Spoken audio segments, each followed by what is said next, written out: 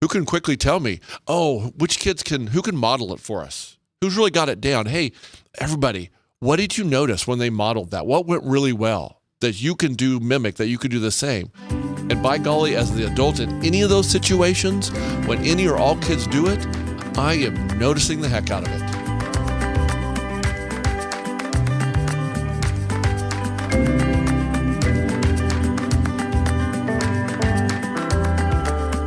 Hello, everyone. Welcome back to another episode of Quick Bites. Yes, the ISDAC Resilience Quick Bites. I am Ginger, and I am with my colleague Eric, who has just been a joy to have doing this work with in these past episodes. You know, I've done a lot of podcasts am I okay? Sorry, our producer's just walking up here. I thought maybe there's something wrong. Usually he hangs out back in his little area, but thank you, Glenn, for making sure everything works beautifully. We do appreciate Glenn. Quite a shout out to Glenn. By all means. This would not happen if it wasn't for Glenn. So anybody wants to give a comment, if you've had any joy in this, please give him some love as well. Absolutely. Anyway, Eric, thanks for joining again, as always, and coordinating a lot of this stuff. Today, I want to talk, actually, I want to hear you talk about what do we do when we hear from a teacher who says, gosh, you know, this kid, they're just not doing what they're supposed to be doing. I'm asking them, I've shown them the expectations, we've modeled, we've practiced, and they are still not doing it. What do I do? That's a lot they've done. There's a lot of good stuff they've done. Hope so. I mean, that's a lot of good stuff. There's a lot of good teachers out there doing good stuff. There are and it's still not working. Numerous. Yeah, and it's still challenging. Yeah. Yes. Two things come to mind, and I'm going to explain them further. Pre-correction and a strategy called steady. Pre-correction. I feel like it's a very neuroinformed, because the brain science and the neuroinformed science and research would tell you that patterned, repetitive activities calm the nervous system. And I think as adults, as kids, we want to know what's going to happen. We want to know what's going to come next. We like predictable routines. It generally calms our brain, calms our nervous system, helps us be more regulated, able to follow directions, meet expectations, all the things. So pre-correction. So you as an educator out there, it doesn't matter if you're secondary, it doesn't matter if you're elementary, middle, whatever you are, think of a behavioral or a something that happens in your classroom or in your school. Think of a kid, think of your whole class, whatever is challenging right at the moment of a class or a student or a small group of students not meeting expectations, whether it's during whole group listening, center time, during transition time, walking down the hall, whatever it is. My question is, are we doing a consistent job of setting kids up for success by pre-correcting what the behavioral expectation, what we want to see, what we want to hear, giving them opportunities to practice it, us modeling it, having their fellow classmates model it, notice what went right, and provide a learning opportunity to fill in gaps where maybe students have missing skills, and that's why they're not meeting the expectation.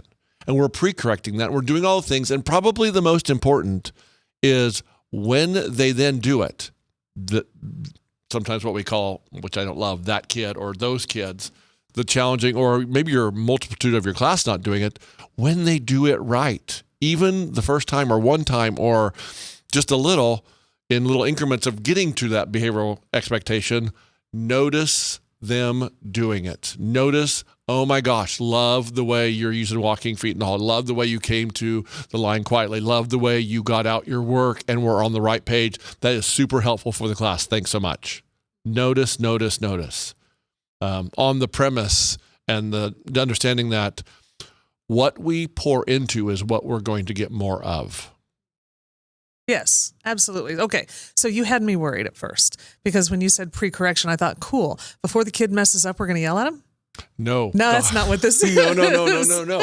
No, it really is. To me, the best way I can describe it, the thing about this is, it has worked for me so many times, both as a classroom teacher, as a school counselor, as a school administrator, as a consultant who doesn't have an established relationship with a whole class or certain kids. I can still go in and in a calm voice, in a friendly, great friendly nonverbals, excited nonverbals almostly, Because in my heart and my mind, what I'm doing there is saying, I'm going to set these kids up for success. Because there's no kid that comes to school and doesn't want to feel good and doesn't want to be successful. Every kid does well if they can. It can. And if they have kind of a missing skill of not knowing all the expectations well enough, or directions, or good listings, or whatever it is, I'm going to be very explicit in a very friendly way. And whether we're getting ready to line up to go to specials, or whether we're getting ready for the class period in middle or high school to end, and we're going to enter the hallway or whatever, we're going to take just a few minutes. Hey guys, I want you to be successful. Who can tell me what are the expectations when the bell rings, or what is the expectations for the last 5 minutes of class when we're wrapping up class to get things in our folders and get things prepared? Or, hey guys, we're getting ready to go to recess, or hey, we're coming in from recess, or hey, we're getting ready to do centers and you're going to rotate from center to center, or whatever it is. Who can quickly tell me, who can model it for us? Who's really got it down? Hey, everybody, what did you notice when they modeled that? What went really well that you can mimic, that you could do the same?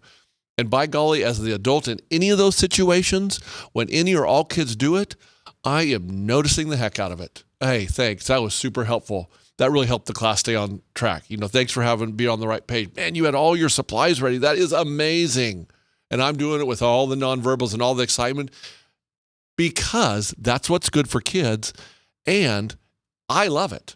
I love it when a kid does well, because I want to see them do well. I want to praise them. I want to build them up. You and I were just doing a training with some people, and one of our presenters said, our state dictates the kid's state. Mm-hmm. If I'm happy and excited because I met an expectation, I'm helping them meet an expectation, they're going to be happy and excited that they met the expectation. Right. And then guess what? It's probably going to happen again. So and we can include in the show notes, but I helped create this strategy called STEADY with S. You get them to stop and focus, because you want them to listen. If you're going to pre-correct, you need their listening eyes and ears on you. So get them to stop and focus. Then T, give them the expectations and directions. Then when you give them, the okay to go, they do the expectations. Of course, you're moving around, because we know behavior is better when we're present. Sure. And our nonverbals are good and happy and all that. And, hey, we're going to do this in 30 seconds, or we're going to do it in a minute. And you don't always have to use the timer depending on age, but sometimes it worked. But then that last important part, notice them when they're doing it, because you're building the skills that they're missing to meet the expectations in all different situations. So, yeah. Eric, I absolutely love that, because recently I've been working in an organization where I'm working with adults. I do the exact same thing. I say, hey, I see you out there doing that thing and it is working. Good job. Or you're a real one. I see you. I see you're out there. And they're just like, and adults get all excited when they're seen and valued and heard. And that's what this is. It is. And when you're noticing them in a positive way, it's regulatory, because the cortisol is going out. They're getting maybe a shot of dopamine, happiness. Mm-hmm. And when you're like that, your brain is in the prefrontal cortex, upstairs brain. You can follow directions. You can learn missing skills. You can make growth in yourself. I mean, it's brain science. Yep. Too often kids and other people hear their names called out in negative ways. Yep. And so when we call them out or in positive ways, then that connection just tightens. Eric, thank you. We're going to make sure we put that flyer, poster. What is it? Something. It's a cute little thing to help people remember about how to stay steady. Friends, it's got instructions. Yay. It's super easy. Low stress strategy to implement with high impact. I love it. Keep it close to your desk, to your table, your space where you live. So thanks for joining another episode with Eric and I, as we take a little quick bite of regulation strategies. Hope you guys get a chance to use this. Try it out in your classrooms and let us know how it goes. Awesome.